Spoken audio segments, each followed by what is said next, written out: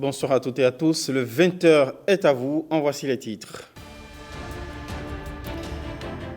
Macron appelle la francophonie à devenir un espace d'influence sur les affaires du monde. Plaidoyer fait par le président français au milieu de ses pairs africains, dont Patrice Talon, réunis à Paris au sommet de la francophonie. Pas de repas chaud sans verre d'eau, naturellement, oui, mais pas toujours évident. Plus de soucis désormais, en tout cas, pour étancher sa soif d'eau. Dans les écoles à cantine de Djougou, elles ont reçu des ouvrages d'eau autonomes.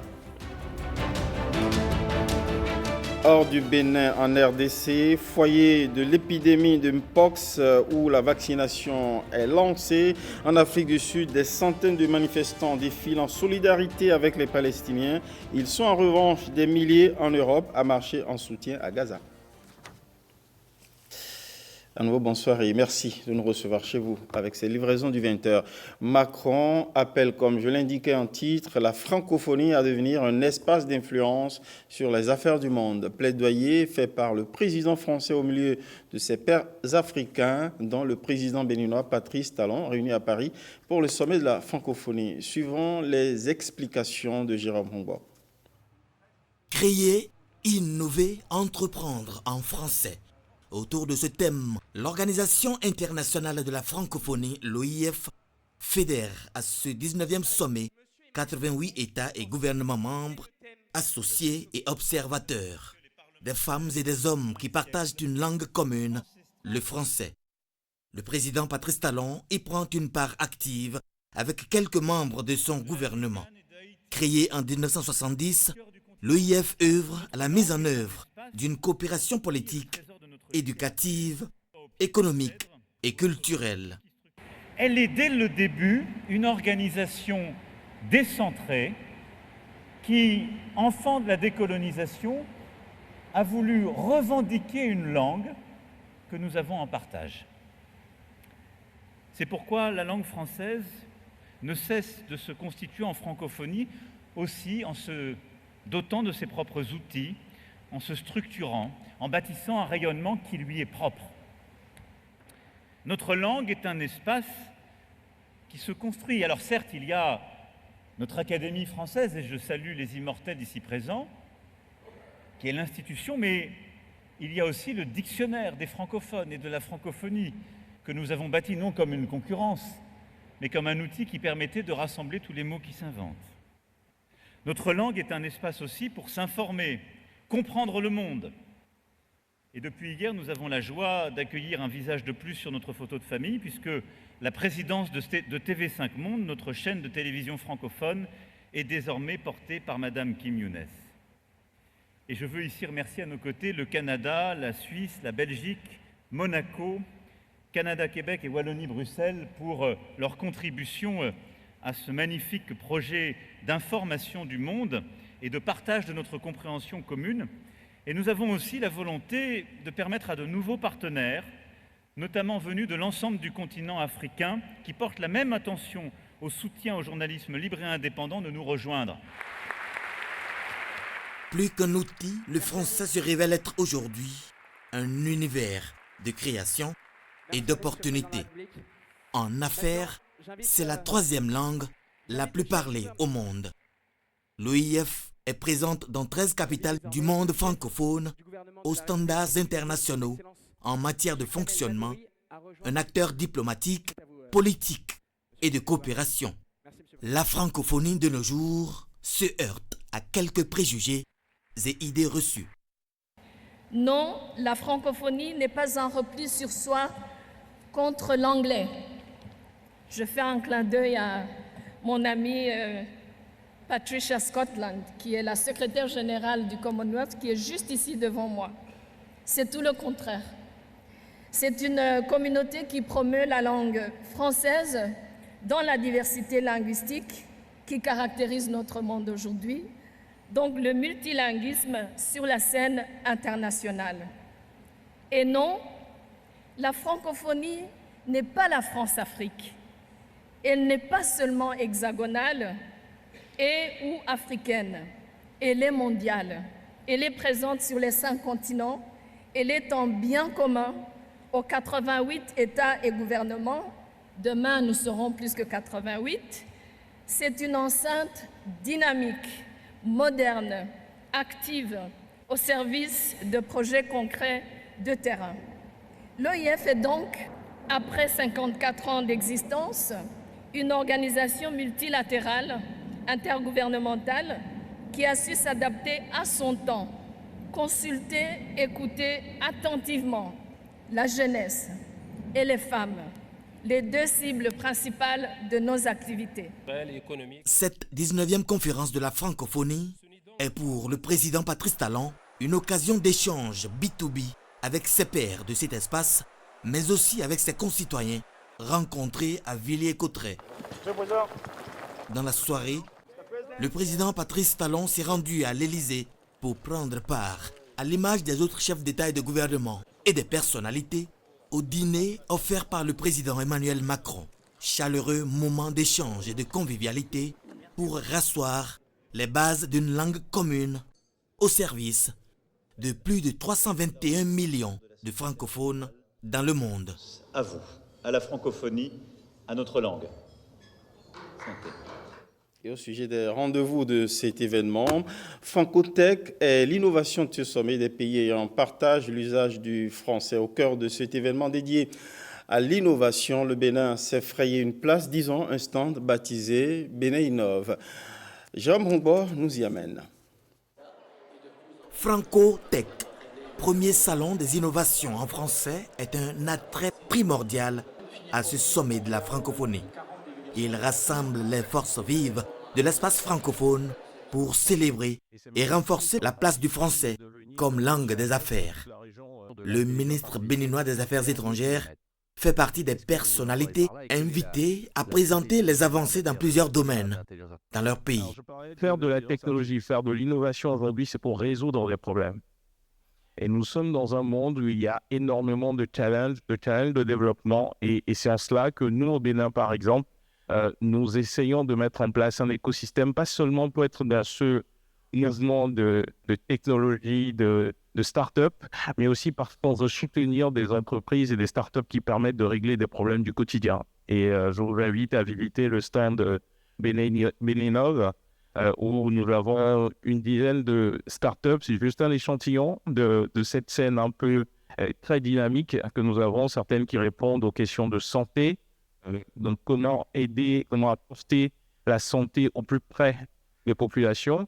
On a une start-up qui travaille, qui utilise l'intelligence artificielle et qui essaye de la rendre accessible au dernier kilomètre, ou comment partager et accompagner les jeunes et faire de l'accompagnement dans l'éducation, mais vraiment dans des secteurs complètement différents.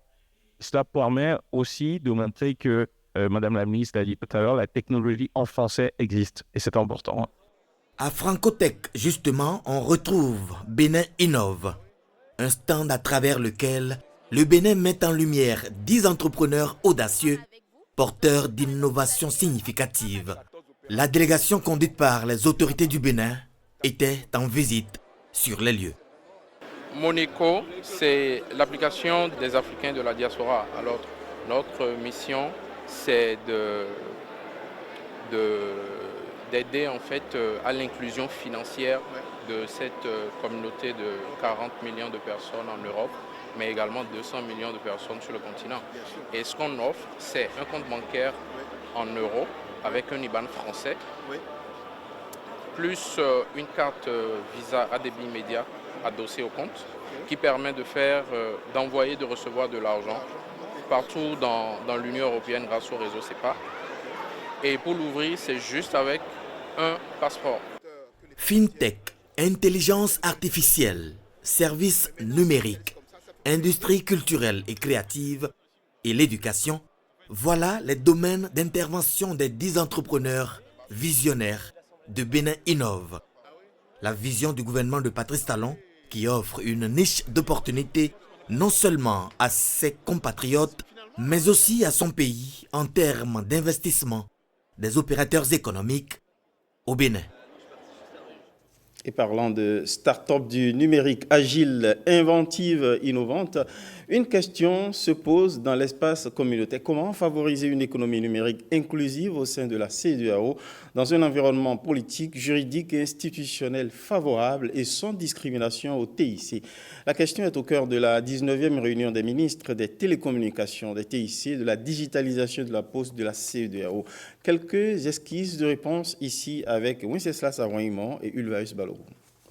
Le numérique n'est pas seulement une question de technologie. Le numérique est bien au contraire un puissant levier pour bâtir un avenir durable et inclusif pour les nations. Un puissant levier autour duquel sont réunis ici les ministres et experts de la télécommunication, des TIC, de la digitalisation et des postes des pays membres de la CEDEAO. C'est une rencontre stratégique pour renforcer la coopération régionale. Le secteur des télécommunications, des technologies de l'information et de la communication, ainsi que celui de l'économie numérique, dispose de la capacité de pouvoir remodeler le développement, en particulier dans les marchés émergents et les économies en développement. In this digital transformation era. À l'ère de la transformation digitale, nous avons l'opportunité de renforcer nos efforts collectifs pour synchroniser nos stratégies nationales individuelles et travailler ensemble pour créer une région ouest-africaine plus inclusive digitalement vers un futur où tous nos peuples, peu importe l'endroit où ils se trouvent, ont accès au pouvoir transformateur des outils et ressources digitales.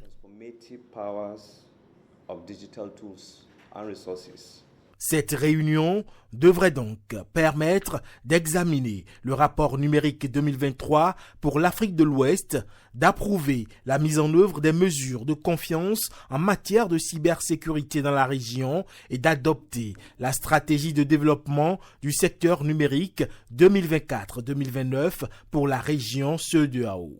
La stratégie qui nous est soumise vise à faire du numérique un levier de croissance économique et d'inclusion sociale pour notre région. Dans un contexte où chacun de nos pays travaille résolument à son développement numérique et s'illustre par ses réalisations, il reste cependant crucial de repenser nos modes de coopération dans le secteur du numérique et de la poste. Et il est clair qu'une telle stratégie vient donc à point nommé pour nous permettre de créer une synergie communautaire sur des sujets tels que la cybersécurité, la lutte contre la cybercriminalité, les infrastructures transfrontalières et la dématérialisation des services publics, conformément à la vision de nos chefs d'État. Face à ce défi, les pays membres de la CEDEAO se donnent la main pour faire de ce secteur le catalyseur de leur développement socio-économique. Écho à présent de la 4e édition de la conférence des recteurs des universités publiques du Bénin. De grandes questions et orientations liées à la vie et au développement des universités sont débattues. Tous les acteurs clés de la gouvernance universitaire y sont mobilisés. Firmin Bassao, Michel Legbe.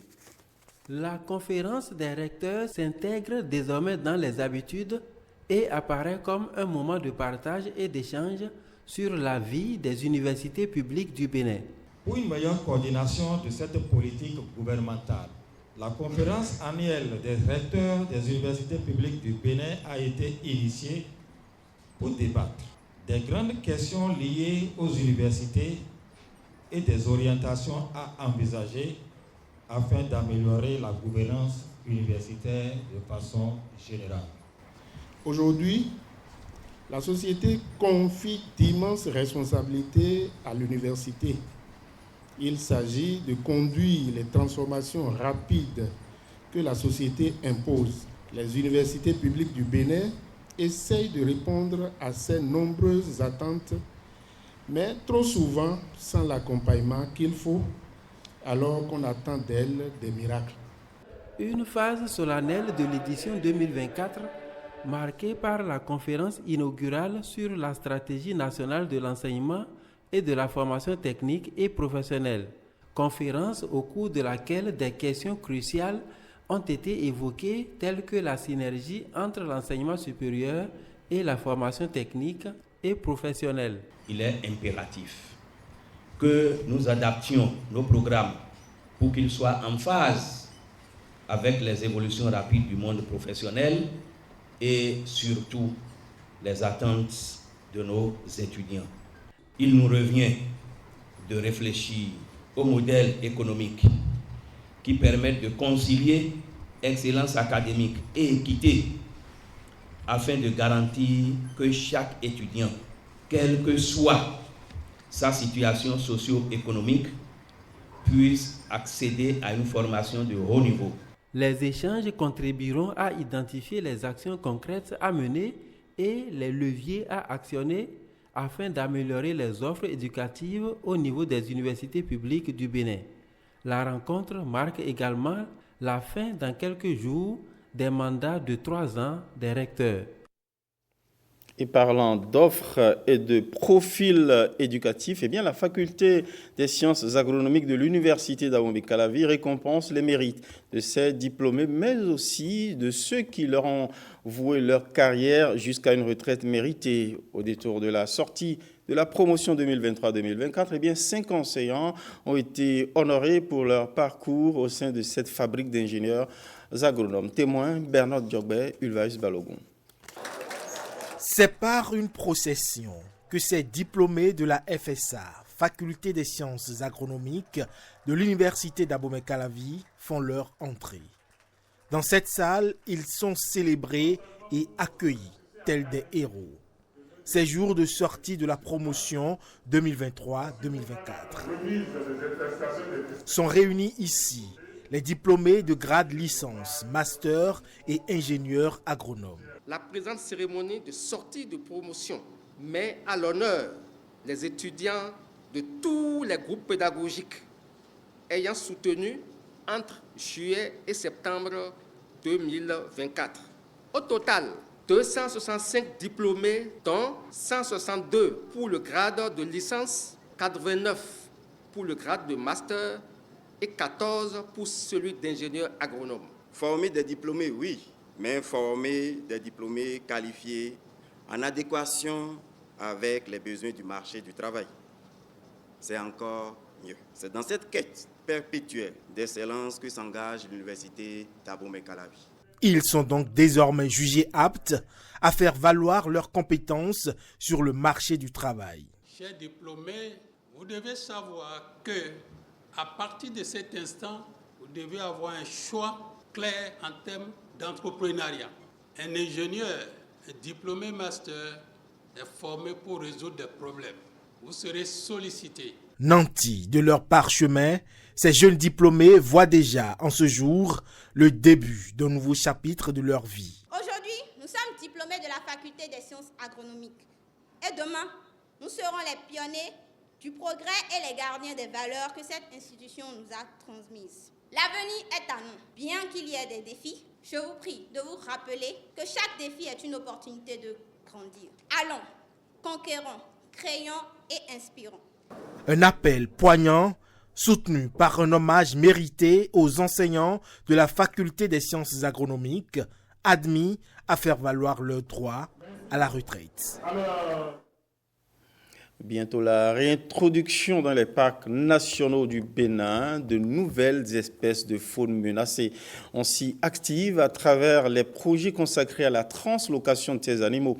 Un conclave de spécialistes a été initié par African Parks, l'ONG spécialisée dans la gestion de faune et qui a en charge celle des parcs nationaux de la Pandjari et du W-Bénin.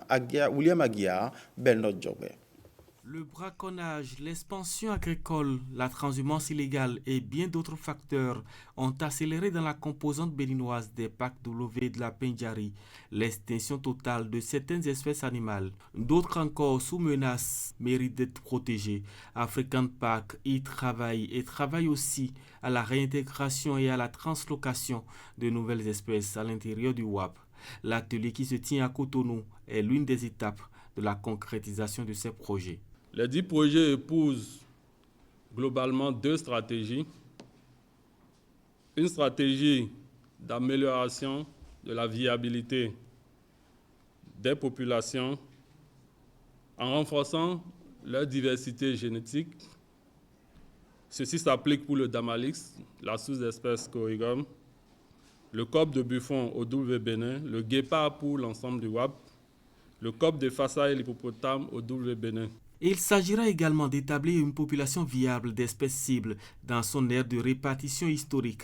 L'objectif est d'augmenter sa résilience à l'extinction au niveau régional et continental, de quoi élargir l'offre touristique du Bénin. Le gouvernement a voulu faire du Bénin un pays fortement touristique. Et pour le volet concernant les parcs nationaux, nous avons voulu avoir et de façon exceptionnelle les Big Five.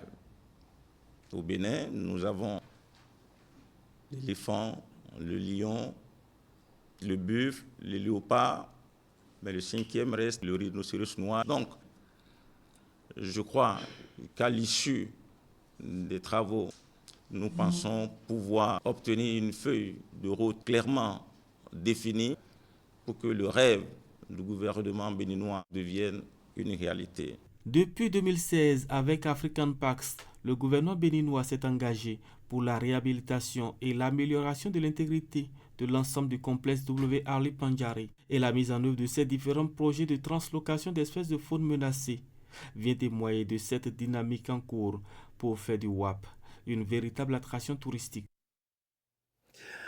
Plus de casse-tête pour trouver de l'eau fraîche à côté de plats chauds servis dans les écoles à cantine de Djougou. Des ouvrages autonomes d'eau potable viennent d'y être livrés. Pas de repas scolaire sans eau fraîche ou quand la cantine scolaire draine de l'eau dans les terroirs qui ont soif, c'est un sujet signé Françoise Insou, Blaise Adampo. Ambiance de cours à l'école primaire publique Meyam, commune de Djougou. Une assiduité devenue ici enthousiaste, nous confierons les enseignants. A raison, car quand sonnera l'heure de la pause, ces apprenants n'ont plus la hantise du manque. Des plats chauds de la cantine viendront récompenser l'énergie du matin au cours, et plus l'ombre d'un souci, non plus pour étancher leur soif. L'eau à boire n'est plus un casse-tête. Un point d'eau potable est installé par le gouvernement pour l'école. Nous sommes contents de pompe. Maintenant, on trouve l'eau pour préparer avec les enfants bien. Cette eau qui est venue à l'EPP Meyam a permis aux enfants d'être stables, d'être présents à l'école. Et la cantine aussi de bien fonctionner. Parce qu'avant, c'est avec l'eau du puits qu'on faisait la cuisine. Le poste d'eau autonome installé à Meyam est identique à ceux de l'EPP Kwa 2, de Gogoniga. Pareil à Minanga, de Paouya et de Moachoyi. Les populations ou les écoliers auront de l'eau en permanence. Puis dans le réservoir se trouve un flotteur. Quand 2 mètres cubes d'eau sont consommés, ce flotteur envoie un signal à la pompe. Et la pompe, à son tour, automatiquement, commence son travail. Ces écoles, toutes de la cité d'Ekpetoni, ont désormais de l'eau potable à disposition. Réalisation de la phase 2 du projet eau potable pour école à cantine, PEPEC. Venez de briser le cordon ombilical entre l'école et le marigot. Monsieur le Président, vous ne pouvez pas imaginer combien de fois ce que vous venez de faire pour nous vient de nous libérer des griffes, des maladies. Les enfants aiment boire de l'eau, ils se lèvent chaque fois pour dire je vais boire de l'eau, mais je vais boire de l'eau. Alors s'il n'y avait pas cette eau-là, où les enfants iront là-bas, nous-mêmes enseignants, on ne s'inquiète pas maintenant. Les cuisinières aussi, elles ne s'inquiètent pas aussi. Ces infrastructures hydrauliques sont financées sur budget national. L'Agence nationale d'approvisionnement en eau potable en milieu rural, ANAEPMR, effectue le transfert des ouvrages aux opérateurs régionaux. Le gouvernement a recruté des fermiers régionaux, c'est les internationaux, qui doivent gérer ce service-là. Donc c'est à ceux-là que nous sommes en train de transférer aujourd'hui ces ouvrages pour les gérer. Donc désormais, c'est eux qui gèrent, ce n'est plus la communauté directement qui gère. Avec l'eau potable pour les écoles à cantine, le gouvernement avance vers sa promesse ODD d'accès universel à cette source de vie pour tous les citoyens fin 2025. Actualité de la Cour constitutionnelle dont le président a reçu vendredi dernier l'ambassadeur des Pays-Bas après le Bénin. Au cœur de la rencontre, à plusieurs sujets d'ordre politique, économique et de bien d'autres natures. Suivons ici les explications recueillies par Ayil Djouamoussou et Jules Akoikou. Nos relations bilatérales entre nos deux pays, originées dans des décennies, des années de coopération internationale, mais focalisées de plus en plus sur le domaine politique, économique, multilatéral. On a parlé entre autres sur le rôle que le Cour constitutionnel a vis-à-vis le processus d'élection, mais aussi au domaine de droits humains. Et ça a certainement renforcé encore plus nos relations avec le Bénin. Le président a bien expliqué le rôle du Cour constitutionnel en chemin par les élections en 2026 et les différentes étapes qui sont prévues. Mais aussi la relation de coopération entre nos deux pays, surtout dans le domaine de sécurité alimentaire, de santé et de l'eau. Mais on voit qu'on peut contribuer surtout dans les questions de sécurité et cohésion sociale avec les programmes dans les trois terrains, mais aussi dans le développement économique inclusif vis-à-vis les producteurs ici au Bénin, mais aussi avec l'appui des organisations et des entreprises néerlandaises. Sport à présent, avant d'aller à l'étranger, à quelques jours de la double confrontation entre le Bénin et le Rwanda pour le compte des 3e et 4e journées des éliminatoires de la Coupe d'Afrique des Nations Maroc 2025, eh bien, le sélectionneur national Gernot Rohr a publié ce matin la liste des 25 guépards convoqués. On découvre la liste avec Bruno Soali.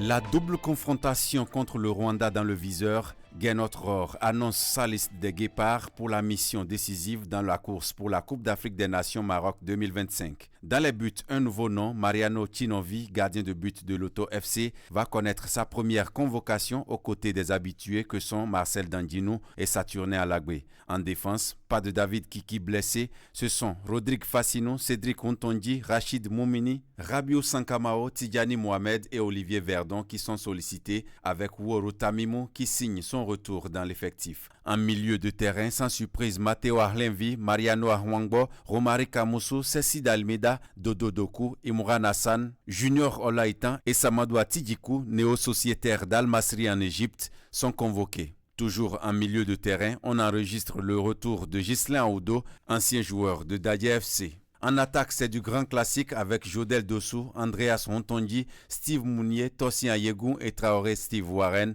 3 gardiens, 8 défenseurs, 9 milieux et 5 attaquants, 25 guépards convoqués à l'assaut des Amavubi du Rwanda en aller-retour, d'abord à Abidjan vendredi prochain, puis au stade Amahoro de Kigali le 15 octobre prochain.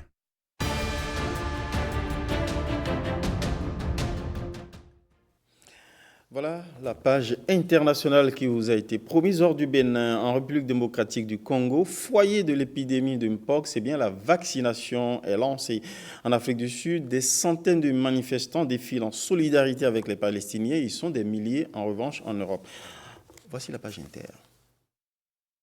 Épicentre de l'épidémie de Mpox, la République démocratique du Congo a officiellement lancé sa campagne de vaccination pour tenter d'enrayer la propagation de l'épidémie. La vaccination qui devrait initialement débuter mercredi a été repoussée en raison de retard dans le déploiement de précieuses doses à travers le pays.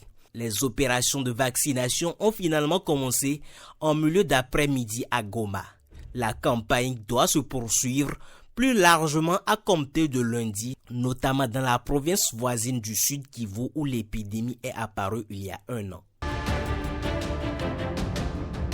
Plusieurs centaines de personnes ont manifesté samedi dans le centre du Cap, en Afrique du Sud, agitant des drapeaux palestiniens et scandant des slogans anti-israéliens lors d'un rassemblement pro-Gaza marquant le premier anniversaire sanglant du conflit entre Israël et le Hamas. Brandissant des pancartes accusant Israël de génocide et de racisme, les manifestants se sont dirigés vers le Parlement sud-africain. Pareillement en Europe, des milliers de personnes ont manifesté samedi en soutien à Gaza. Plusieurs milliers de manifestants se sont lancés dans le centre de la capitale britannique. Une manifestation en mémoire des 1205 personnes tuées lors de l'attaque sans précédent du Hamas en Israël il y a un an.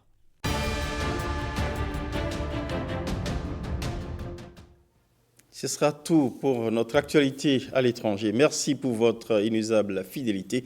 Merci à toutes les équipes. Bonsoir chez vous.